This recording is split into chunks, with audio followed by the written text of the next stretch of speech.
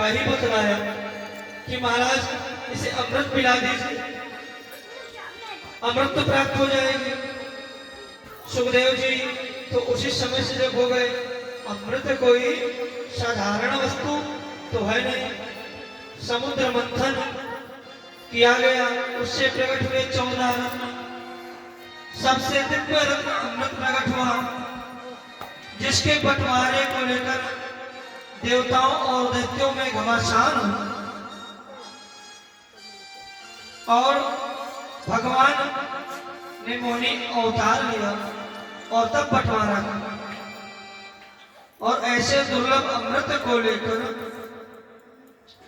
आज देवता अपने आप ही बिना मांगे परीक्षित को दे रहे हैं, परंतु इसके बदले में जो भागवतामृत मांगा, इसी से आप समझ लीजिए कि अमृत बड़ा या कथामृत बड़ा। वह अमृत इतना दुर्लभ नहीं है जितना दुर्लभ है कथामृत। अतः हमें कथामृत पीना चाहिए, ना कि अमृत। घाटे का सौदा देवता कभी नहीं। तो लीजिए महाराज परीक्षित को आप ही देवता को पिला दें, ऐसा सुखदेव जी महाराज ने कहा हंसते हुए। तब श्रद्धा से श्रोता बनकर आते सुखदेव जी महाराज ने देवताओं से कहा कि श्रद्धा पूर्वक आप श्रोता बनकर आते तो मैं जरूर आपको कथामृत पान करा देता, पर आप तो सौदागर बनकर आए, तो मैं अभी तो ठग बनकर आए हुए हो, तो कथामृत आपको नहीं पिलाऊंगा। लाखों करोड़ों की दौलत खर्च करने के बाद भी कांच का टुकड़ा कथामृत के सामने कुछ नहीं। कोई वस्तु बराबर की हो तो वह विनिमय की जा सकती, आदान प्रदान किया जा सकता है, पर कहा लाखों रुपए का यह कथामृत और कहा वह कांच का टुकड़ा अमृत, उसमें बराबरी नहीं हो सकती। सुखदेव जी ने महाराज ने कहा कौन सुधा क्वा कथा लोके क्वा कचा क्वा मणिमहान ब्रह्मरातो विचरते तदा देवत कथा। सूत जी कहते हैं ऋषियों, यह दुर्लभ कथामृत है, क्योंकि देवताओं को सुखदेव जी ने डांट कर भगा दिया। विचार कीजिए, कथामृत और सुधामृत में कौन सा अमृत श्रेष्ठ है? सुधामृत तो है जो सुख प्रदान करे, और कथामृत है जो हमें पुण्य प्रदान करे। इस मृत्यु लोक से देह त्याग करके स्वर्ग में जब हम पहुंचे तब यह कथा प्राप्त होती है। इसके विरुद्ध में कथामृत की यह विशेषता भी है कि कथामृत के लिए तो कोई पुण्य आत्मा हो या दुष्ट आत्मा, जैसे अग्नि होती है, उसके पास आप पुण्य आत्मा जाएगा तो भी वह जला देगी, और पाप आत्मा जाएगा तो भी अग्नि जला देगी। वह उसका गुण। आप नदी में जाएं और डुबकी लगाएं तो पानी आपको नहीं देखेगा कि आप पुण्य आत्मा है या पाप आत्मा है, वह आपको भिगा ही देगा। पुण्य आत्मा है तो भव से पार कर देगा, पाप आत्मा है तो नहाकर अपने घर पहुंचेगा। दूसरी विशेषता, स्वर्ग का अमृत पीने वाले देवता शनै शनै थोड़े थोड़े क्षीण होते हैं और पुण्य समाप्त होते हुए धरातल पर गिर पड़ते हैं। क्षीणे पुण्य मृत्युलोके विनश्यति, वह मृत्युलोक आकर जन्म लेते हैं। हरि कथामृत की विशेषता है कि हरि कथामृत पापों को नष्ट करके और सुधामृत पुण्यों को छीण करने वाले हरि कथामृत पापों को छीण करके एक और स्वर्ग को पहुंचा देता है। सुखदेव जी महाराज ने कहा कि आप देवताओं जाओ। तब देवता ब्रह्मा जी के पास गए और ब्रह्मा जी से शिकायत करते हैं कि हे महाराज ब्रह्मदेव, हम पृथ्वी पर गए इस भूतल पर और सुखदेव जी के सामने अमृत रख दिए, तो यह अमृत बड़ा कि कथामृत बड़ा, आप बताएं। तब ब्रह्मा जी ने तराजू में एक तरफ अमृत को रख दिया और एक तरफ कथामृत को रख दिया, तो कथामृत का पल्ला भारी होगा, नीचे होगा। सुखदेव जी महाराज श्रोता और वक्ता दोनों को चला जा सकता है ऐसा बता रहा है। तो कोई साधारण श्रोता ना तो परीक्षित है। परीक्षित का अर्थ है जो मां के गर्भ में अपनी इच्छा के अनुसार दर्शन किए परीक्षित हो। पहले ही भगवान का जिन्होंने दर्शन किया जन्म के वह परीक्षित, उन्हें कैसे देवता चल सकते, अर्थात उन्होंने भी अमृत नहीं पिया। सुखदेव जी महाराज हरि कथामृत के पारंपरिक हैं, इसके लिए देवताओं को डांटकर उन्होंने भगा दिया। जब ब्रह्मा जी महाराज ने भी मोक्ष को देखा तो आश्चर्यचकित होकर कहे और सब देवताओं को महात्मा और आश्चर्यचकित होकर कहा, श्रीमद् भागवत की तुलना में अन्य धर्म शास्त्र भी एकदम तुच्छ है, छोटे। श्रीमद् भागवत में श्री साक्षात श्री कलयुग के कलुषपति प्राणियों का कल्याण करने के लिए श्रीमद् भागवत सप्ताह ज्ञान संहिता में विराजमान होकर स्वयं श्री कृष्ण विराजमान। इसलिए भागवत के प्रत्येक अक्षर में गोविंद की श्यामलता समाई हुई है। यह भगवान का साक्षात वांग्मय। ऋषियों ने सूत जी से प्रश्न किया, महाराज यह 7 दिन में सुनने की परंपरा कैसे प्रारंभ है? सूत जी कहते हैं, सनातन और सनत कुमार इन चारों ऋषियों ने देवर्षि नारद को सुनकर यह कथा की परंपरा प्रारंभ की। संत ऋषियों ने पूछा, नारद जी तो 2 घड़ी से ज्यादा कहीं टिकते नहीं, 2 घड़ी गोधूली वेला, जितने समय में गाय का दोहन हो जाए उतने समय तक नारद जी कहीं टिकते हैं। तो कृपा कर बताइए। सूत जी महाराज कहते हैं, एक राय विशालो चत्वार ऋषियो संसाकामयायाता दासुत्तनारदम्। एक समय की बात है, विशालापुरी बद्रीनारायण धाम से सनकादिक चारों भाई सत्संग की इच्छा से विचरण कर रहे थे, क्योंकि ध्यान, भजन, पूजन आदि को सब एकांत में हो सकता है, पर सत्संग का एकांत में थोड़ी ही आनंद आता है। सत्संग तो सब मिलकर कर सकते हैं। तो चारों भाई विचरण कर रहे थे कि अचानक नारद जी को देखा। तो नारद जी को देखकर बहुत प्रसन्न हुए और प्रसन्न हो गए। संतों को जब कोई भगवत संत मिलता है तो बड़े ही प्रसन्न हो जाते हैं। आज कुछ संकादृशियों के बीच भी ऐसा ही हुआ। कथा मैत्रिक जीवन पर ऐसा ही नारद जी के निकट आए तो बड़ा आश्चर्य हुआ, क्योंकि नारद जी का मुख बहुत ही चिंतित मलिन था। हम जब चिंतित होते हैं तो हमारा मुखमंडल मलिन हो जाता है। संघात ऋषियों ने आश्चर्यचकित होकर गए और श्री नारद जी महाराज से पूछा कि समाज की चिंताओं को दूर करने वाले परम संत श्री नारद जी के मुखमंडल पर यह चिंता तो कैसे जाती?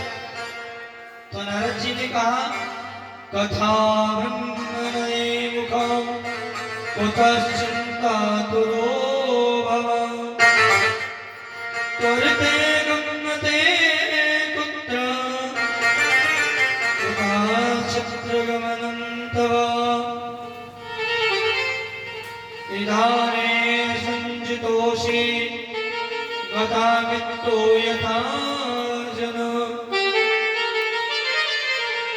तवेतमुत्संगस्य नोश्चिन्तामति कारणम्। भो ब्राह्मण कथम दीनमुखा।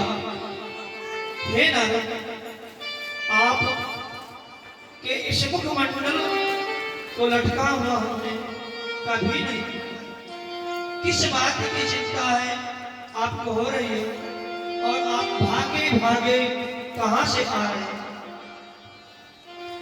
चले आ रहे हैं और आपका मुख कमल तो ऐसे लग रहा है जैसे महाकृपण जो लोभी होता है, जो लोभी हो उसके गांठ से पर्स से कुछ चला जाए। दो लोभी थे, चले जा रहे थे, एक लोभी सामने से आ रहा था, उसका मुखमंडल मलिन था। तो जो इधर से लोभी जा रहे थे तो कहते हैं, एक लोभी दूसरे लोभी से कहता है कि का काठी का गिर गया का काहू को तीन। भाई आपका मुखमंडल क्यों मलिन है? आपके गांठ से, ये जो गांठ होती है ना, इसमें हम गांठ लगाते हैं, लगाते हैं ऐसे करके, इससे कुछ गिर जाए किसी कंजूस का तो बड़ा सोच में पड़ता है। या किसी को वो 2 रुपए दे दे या कुछ दे दे तो वो दिन भर सोचता है मेरा ये चला गया। तो वह जो दूसरा लोभी था वह कहता है ना काठी का गिर गया ना काहू को तीन, देते देता एक को तासो मुख मेरो मलिन।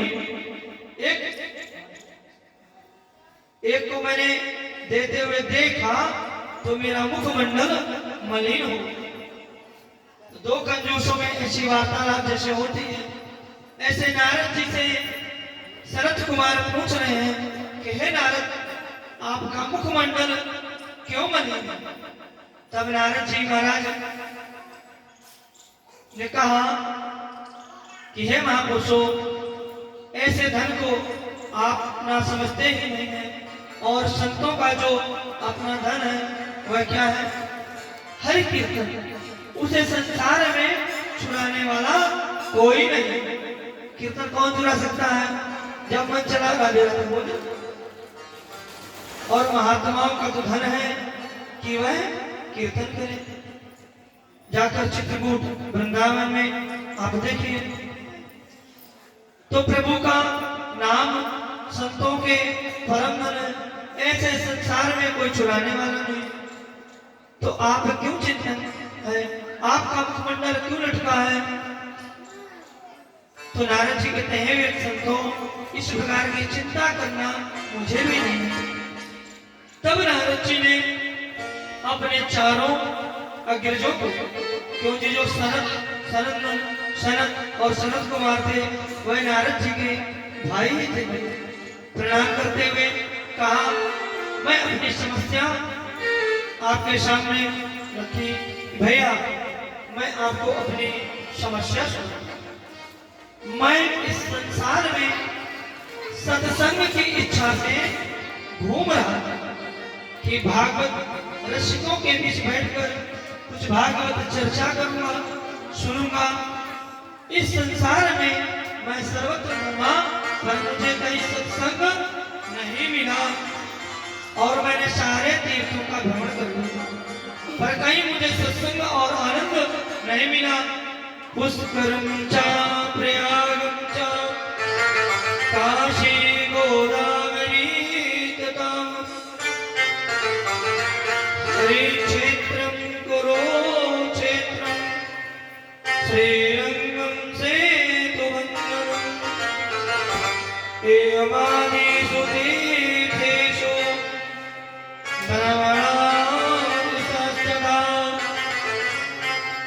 जब समस्त भूमंडल पर मेरे चित्र को कहीं शांति नहीं मिली तो मैंने सोचा चलो अब संतों के पास चला जाए, भगवता संतों के यहाँ शांति मिले। पर मैंने क्या देखा? पाखंड निरता संता, जो पाखंड से व्याप्त है वह संत है। संत भी पाखंड परायण होते चले जा रहे हैं, पर जबकि संतों का अर्थ है पाखंड, पापस्य खंड, पाप का जो खंड कर दे उसका नाम है पाखंड। पर पाखंड में सभी व्याप्त। पाखंड और संत की परिभाषा बदल गई। जिसका बंगला है, किसका है? बड़ा मोटा बंगला है, नाम है किसका बंगला है? त्यागी जी महाराज। जब त्यागी जी महाराज का बंगला है, ऐसा नारद जी ने सुना, देखा कि काहे के त्यागी, जब त्याग है तो बंगला का है, और बंगला है तो त्यागी का है। वहां से नारद जी चले आए। यह बच्चे किसके हैं? बोले ब्रह्मचारी जी महाराज। जो ब्रह्मचारी हैं तो बच्चे काहे के हैं? ब्रह्मचर्य कैसा? इतना शोरा हल्ला कहाँ सुनाई दे रहा है? बोले मौनी बाबा के आश्रम। मौनी बाबा स्वयं तो मौन है, पर उनके 10-10 बच्चे हैं, कोलाहल वहां हो रहा। तब से धनवंत दरिद्र रही, कलि कौतुक तातन जात। पहले संत महात्मा जिनका व्यक्त होता था वह उतना ही महान माना जाता था, किंतु आज जितना वैभव संपन्न होता है उतना ही श्रेष्ठ वह संत कहा जाता है। हमारे बाबा के पास कुछ नहीं है तो उन्हें लोग संत नहीं कहते। अभी हमने इस कथा में ही सुना कि किसी ने एक पर्ची अपने से कटवाई तो लोगों ने कहना चालू किया, बाबा 2 साल का भंडारा पर्ची काट कर। जबकि बाबा का ऐसा विचार नहीं था। हमने बाबा से कहा कि हमें बाबा के धराधाम में भागवत की कथा करनी है, तो पूज्य महाराज श्री ने कहा हम भी आपका सहयोग कर सकते, पर विलक्षण लीला है इस धरा की। हम आए पोस्टर लगाने, तो भक्त 2-4 आए, उन्होंने कहा हम पर्ची कटवा लेते हैं। तो बाहर शोर क्या हुआ? देना तो दोनों ही नहीं, शोर मचा दिया, बाबा जी पर्ची करना कुछ नहीं, पर बाबा को बदनाम। कुछ लोग और आए जो कथा ना हो, वह भी कथा को तोड़ना चाहते थे। आप कथा करा रहे हैं, ऐसा होगा वैसा होगा। महाराज जी बड़े सरल संत हैं, उन्होंने हमसे कहा, हमने कहा महाराज जी कुछ नहीं, जो एक बार बोल दिया उतना काफी, सिर्फ कथा, व्यथा नहीं, सिर्फ कथा हो। तो आज का संसार पाखंड से व्याप्त है। नारद जी ने किससे कहा? अपने चारों भाइयों। तब नारद जी ने सोचा कि संतों के पास तो कुछ मिलेगा नहीं, सत्संग है उनको। अतः घूमते हुए कहाँ पहुंचे? वृंदावन धाम को पहुंचे। वहां उन्होंने क्या देखा? करुणी प्रभुतागे श्याल को बुद्धिदाय को कन्या विकीर्णो लोभा दंपति नाम चकारम। गृहस्थों के पास देखा नारद जी ने कि गृहस्थों के माता पिता की सेवा तब तक ही बालक करता है जब तक माता पिता की तिजोरी में धन होता। माता पिता की तिजोरी का धन खत्म, बच्चों की सेवा वहीं से खत्म। और उन्हें कहाँ छोड़ते हो? अनाथ आश्रम। चलिए पापा जी अनाथ आश्रम बैठिए, क्योंकि पति पत्नी हम कमाने चले जाएंगे। एक सेठ जी थे, उन्होंने अपने बच्चे का बड़ा ही सुंदर लालन पालन किया। पत्नी से बोले कि इसके लालन पालन पर कोई कमी नहीं होनी चाहिए। 10-10 दासियां लगा दी बच्चे की सेवा में। बच्चा बड़ा हुआ, उसने क्या किया? आज जो चलता है प्रेम विवाह। और जब प्रेम विवाह करके लाया तो उस बहू ने क्या कहा? आप मुझे रख लो या अपने माता पिता। बच्चा क्या करता? अतः बच्चे ने अपने माँ बाप को कहा आप तो मेरा सुख चाहते हो तो वृद्धाश्रम चले जाओ। तभी उनके घर एक संतान हो गई थी। तो जो बहू थी वो एक मिट्टी का जो घड़ा होता उसको तोड़ते हैं तो नीचे जो खप्पर होता उसमें खाना देते बहू। तो बच्चा कहता है दादी इस खप्पर को संभाल कर रखना। तो उसकी माँ ने कहा क्यों? खाना देने तभी पहुंची। तो बच्चे ने कहा मम्मी आज दादी खा रही है, कल आपको भी इसी में खाना पड़ेगा, मैं दूसरा नहीं लाऊंगा, इसी में आपको खिलाऊं। तो हम जैसा करेंगे वैसा भरेंगे। हमने अपने माँ बाप की जितनी सेवा की इस धराधाम पे उसमें जीरो लगा दिया। सेवा करेंगे तो हमारा बच्चा भी जीरो लगा के हमारी सेवा करेगा, नहीं किए तो वो डबल जीरो लगा के हमारे साथ वैसा ही बर्ताव करेगा। अतः नारद जी ने कहा, देखा कि माता पिता की सेवा नहीं और जहां सर्वाधिकार प्राप्त हुआ सो देवी जी का चलावा। फिर माता पिता की हत्या खेत में।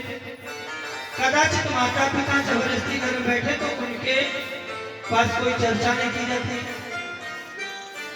कोई भारी कार्य किया जा रहा हो तो परामर्श किससे दिया जाता है? आज साले ससुराल के जो साले साहब हैं उनको बुला, साले साहब शादी है तो क्या करें क्या ना करें।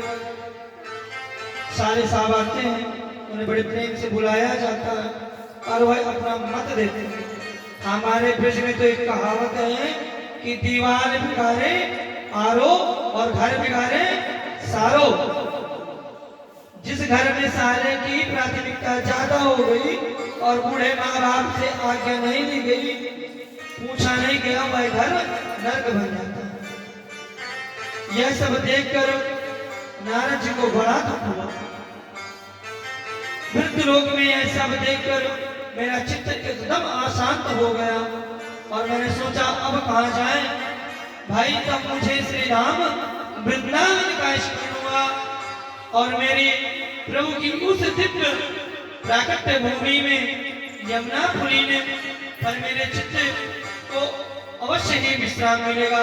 ऐसा सोचकर नारद जी श्री राम वृंदावन में यमुना के तट पर पहुंच गए। वहां पहुंचकर उन्होंने एक आश्चर्य देखा। क्या आश्चर्य था? तत्तस्य मया दृष्ट्वा श्रूयतां तन्मुनीश्वरा एकांतो तरणी तत्र निशारण किन्नमानसो। मैंने देखा, नारद जी कहते हैं, चारों भाइयों से मैंने देखा एक युवती खिन्न होकर बैठी, अप्रसन्न होकर, गुस्से से और आंखों से उसके अश्रुपात हो और उसके सामने दो पुरुष बूढ़े लेटे और चारों तरफ स्त्रियां खड़ी। संत का हृदय माना नहीं। थोड़ी दूर तक तो गए, चलो देखते हैं। कुछ दूर जाने पर नारद जी ने सोचा कि अभी मैं पहुंचूंगा और एक उल्टा सीधा जवाब दे दी तब क्या होगा? कि बाबा तू चल अपना काम कर, यहाँ स्त्रियों के बीच में क्या करने आया? क्योंकि देवियों का समझाए यहाँ काम कैसा चला रहा है। माताएं आपस में बातें करती हैं तो 1 मिनट में ही आंसू बहने लगते, अगले 5 मिनट में मुस्कुराने लगते। कुछ संभव नहीं है माताओं का। तो नारद जी ने सोचा कि मैं जा तो रहा हूं पर वहां किसी स्त्री ने मुझसे कह दिया, ए बाबा तू क्यों स्त्रियों के बीच में आया, तो मैं क्या करूंगा? तो नारद जी लौटने लगे। जब वापस आने लगे तो जो वो वृद्ध स्त्री बैठी थी उसने कहा, आवाज लगाई, भो भो साधो क्षणं दृष्ट मच्चिंताम विनाशय दर्शनं तव लोकस्य सर्वथा हरं परं। महाराज आ तो रहते, भागे कहां चले जा रहे हैं? 1 मिनट रुकिए तो सही। आप जैसे संतों के दर्शन मात्र से ही सारे संताप मिट जाते हैं, नष्ट हो जाते हैं। मैंने तो जाने कितने जन्मों के भाग्य उदय हुए तब आपके दर्शन हुए। भाग्योतेन सन, जब जन्म जन्म के भाग्य उदय होते हैं तब संतों का दर्शन होता है। ऐसा किसने कहा? उस बूढ़ी स्त्री ने। वो बूढ़ी स्त्री कौन थी? भक्ति माता। नारद जी कहते हैं भैया मैं उनके प्रकार से बुलाने पर जब उन्होंने इस प्रकार से बुलाया तो मैं उन देवी जी के पास कहा पहुंचा और पूछा कष्ट हे देवी आप कौन कमी कौन आप कौन हैं और क्यों रो रहे हैं और आपके बगल में जो दो पुरुष रहते हैं ये कौन है आप इनके लिए चिंता तो रहे। तो नारद जी ने कहा ये जो देवियां घेर कर खड़ी हैं यह कौन है। वद देवी सविस्तरम सोमस्य दुःखस्य कारण हे देवी मुझे अपने दुख का कारण बताओ। नारद जी ने ऐसा प्रश्न किया तब उन देवी जी ने कहा मैं अपना पूरा परिचय आपको विस्तार से देती हूँ हे मुनिवर। अहम भक्तिर्दिख्याता इमो मे तनयो मयो ज्ञान वैराग्यमानो काल योगेन जलचरो। महाराज मैं भक्ति नाम से विख्यात हूँ और यह जो दोनों बूढ़े हैं यह मेरे पुत्र हैं जो बड़े हैं।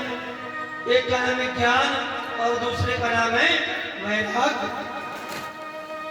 नारद जी ने सोचा कि जो माँ है वो युवती है अभी नौजवान थे पर जो पुत्र है वो बूढ़े हो गए वो कैसे। तब जर्जर है मेरे दुख का मूल कारण है। नारद जी से बताया और अपना पूरा परिचय दिया। मैं द्रविड़ देश में पैदा हुई भारत के दक्षिण भाग कर्नाटक में मैं बड़ी हुई। महाराष्ट्र आदि प्रदेशों में कहीं कहीं मेरा बड़ा सम्मान हुआ और कई प्रदेशों में ऐसे भी जहां पाखंडियों से खंडित होकर मुझे पीड़ित होना पड़ा भागना पड़ा।